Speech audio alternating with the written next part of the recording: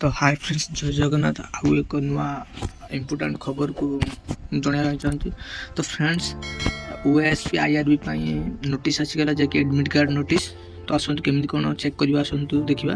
तो आप गूगल बा क्रोम को जी सर्च रे लिखे ओडिशा पुलिस लिखि सारापर देखु आपण आग को गोटे एमती इंटरव्यू आसे ओडिशा पुलिस लिंक। तो आप टच करेंगे एवं तौक स्क्रॉल करेंगे।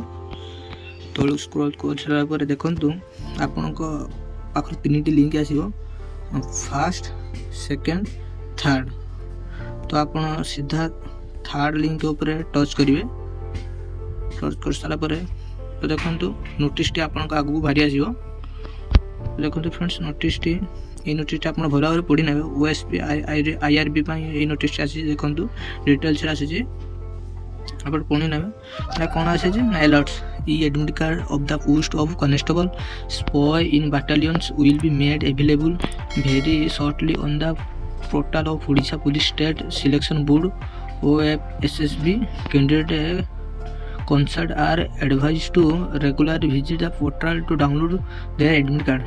तो आपण को एडमिट कार्ड किपर डाउनलोड करेंगे विषय नोटिस आसी।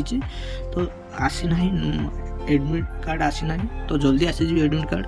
फ्रेंड्स, आपन किसी चिंता करूँ ना।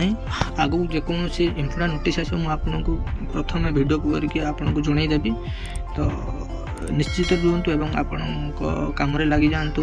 ओएसपी आईआरबी भल भाव पढ़ापढ़ी करूँ। जय जगन्नाथ।